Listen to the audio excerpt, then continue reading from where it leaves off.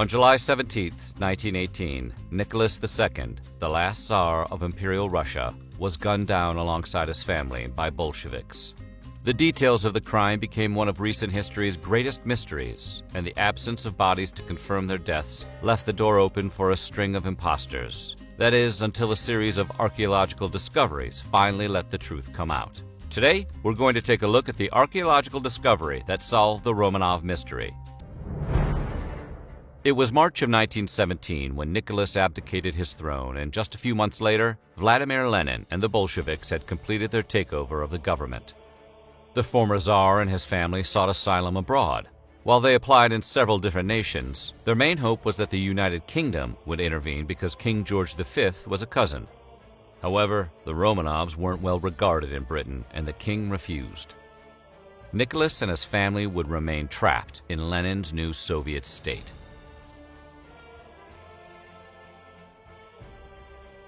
After the revolution, Vladimir Lenin and the Bolsheviks imprisoned Nicholas and his family, which included his wife Alexandra and their children Alexei, Anastasia, Maria, Tatiana, and Olga. The party wanted the Romanovs out of the public eye for fear that remaining royalists might rally behind Nicholas and eventually help him regain power. In April of 1918, the family was moved to a merchant's home in Ekaterinburg, a city in the Ural Mountains. They likely didn't know it when they arrived, but this place, known as Ipatiev House, would be the last place they would ever see. Just a few months later, on July 17, 1918, the entire family, along with their servants, were shot on orders believed to have come from Lenin himself.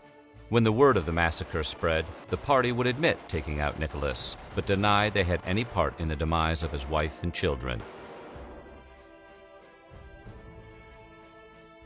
It all started early on the morning of July 17, 1918. Guards awoke the family and their servants and instructed them to get dressed. The Romanovs were told that anti-revolutionary, pro-Tsar troops were getting close to the city.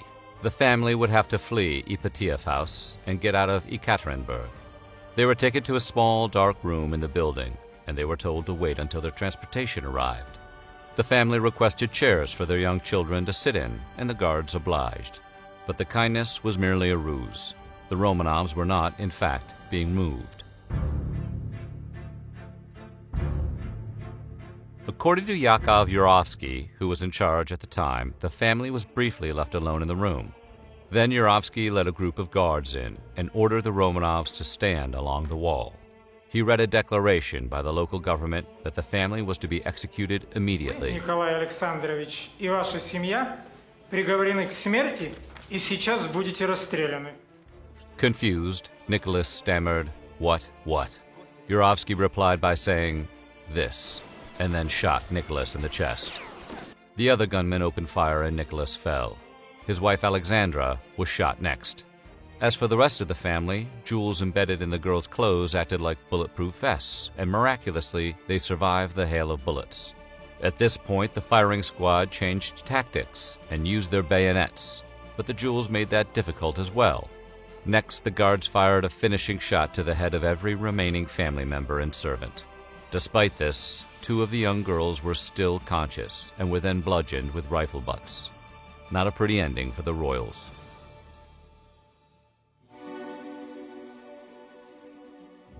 No one survived. No one human, at least. You see, the Romanovs loved pets, and they kept them even while being held prisoner. When the family was brought to Ipatiev House, they brought their 3 dogs, Joy, Jimmy, and Ortepo, along with them. Joy, the dog that belonged to Alexei, would be the only one, human or canine, to survive. The dog would later be adopted by another family and spend the rest of its life in England. Once the deed was done, the guards had to get rid of the bodies. Initially, the Romanovs' remains were dropped into a mine shaft and then burned with acid to make them unidentifiable. However, shortly thereafter, it was determined that the mine was too shallow and the remains were recovered and moved. This time, they were reburied in a grave in the woods outside of Ekaterinburg. This would be the family's resting place for the next several decades. In 1979, a geologist named Alexander Avdonin began looking for the site of the Romanovs' grave. He had heard rumors of its location when he was younger and finally made the decision to track it down. With help from Yakov Yurovsky's son and some mysterious notes left behind in an old journal, Avdonin was able to locate the grave and exhume the Romanovs. However, fearing that the communist government wouldn't want the secret exposed, the two reburied the bodies and kept the find a secret.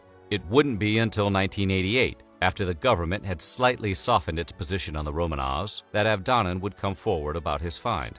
Finally, after the collapse of the Soviet Union in 1991, 12 years after they were first discovered, the government sent a team to excavate the Romanov family. Using DNA from Prince Philip, a Romanov relative and the husband of Queen Elizabeth II, scientists were finally able to confirm once and for all that the remains belonged to the lost royal family and their servants. However, in a bizarre twist no one expected, the tests also revealed that two of the Romanovs were missing.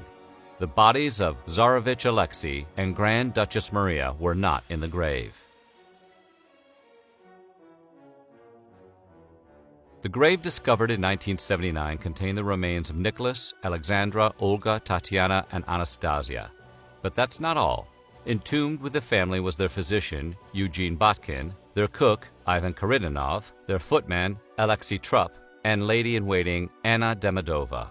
The other two children, Alexei and Maria, however, were nowhere to be found. While there was no way of knowing at the time, these two had been buried separately in a grave relatively close by. Because the Romanov shooting was carried out in secret and the government never officially acknowledged that the family was gone, rumors of their survival began to circulate. Starting in the 1920s, several individuals made claims to being one of the Romanovs. The most infamous being the imposter Anna Anderson, who claimed to be the Tsar's youngest daughter, Anastasia. Her story would draw heavy media coverage and became the subject of several sensationalized biographies. It would also inspire numerous fictional works, including novels, ballets, and animated movie musicals. However, DNA tests conducted after the discovery of the Romanovs' remains finally debunked her story. When the Romanovs' tomb was discovered in the 1970s and the bodies of Alexei and Maria weren't among the others, these theories and rumors reignited, and people again began to hold out hope that at least two of the royals had escaped their fate. Sadly, that hope would turn out to be in vain. While most of the Romanov family and their entourage had been exhumed in 1991, Maria and Alexei were still missing. Over the next several decades, many would search for the lost children, but their searches were futile. The truth was, Yurovsky had been ordered to be sure no one would ever identify the remains. This is why he burned them with acid, and it was to this end, confusing anyone who might find them, that he decided to bury some of them separately. Finally, in 2007, an amateur archaeologist named Sergei Plotnikov located the remains of the missing children. They had been buried a mere 230 feet from the rest of their family. The remains discovered by Plotnikov in 2007 appeared to be in a condition substantially similar to those that had been dug up 16 years earlier. Plotnikov noted that the bodies had shown signs they endured a violent attack. According to the amateur archaeologist, it was plainly apparent that whoever he had discovered didn't pass away peacefully. The recovered bodies were in a bad state, and while there were no suggestions of bullets, damage to the remains suggested they had been doused with acid and set on fire. Not too long after, DNA testing would confirm that these remains were, in fact, the bodies of the missing royal children, Alexei and Maria Romanov. When the remains of Nicholas, his wife, and their children were exhumed in the 1990s, they were given a high-profile funeral. There was some disagreement on whether they should be reburied in Ekaterinburg or moved to St. Petersburg, but a government commission ultimately selected the latter. Finally, on July 17, 1998, 80 years after being taken out by Lenin and the Bolsheviks, the royal family was properly laid to rest. However, because Maria and Alexei's remains would not be discovered until 2007, they weren't included. The last two Romanov children are held in a government vault and still haven't been laid to rest with their family.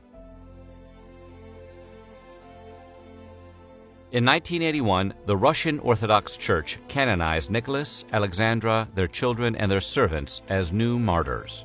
Then, in the year 2000, the Romanov family members were proclaimed to be passion bearers, which means that they were recognized as saints who faced death in a state of faith. Though it was once considered a national monument, the Soviet government had Ipatiev House demolished on September 22, 1977. The operation was directed by future President of Russia, Boris Yeltsin. In 1990, the land was gifted to the church, and in 2000, construction began on a memorial to the Romanov family. That monument, which is known as the Church on Blood in honor of all saints resplendent in the Russian land, or the Church on the Blood for short, still stands today. Its main altar is built directly over the site of the Romanovs' demise. An Orthodox cross on the wall marks the exact spot on which the family met their fate.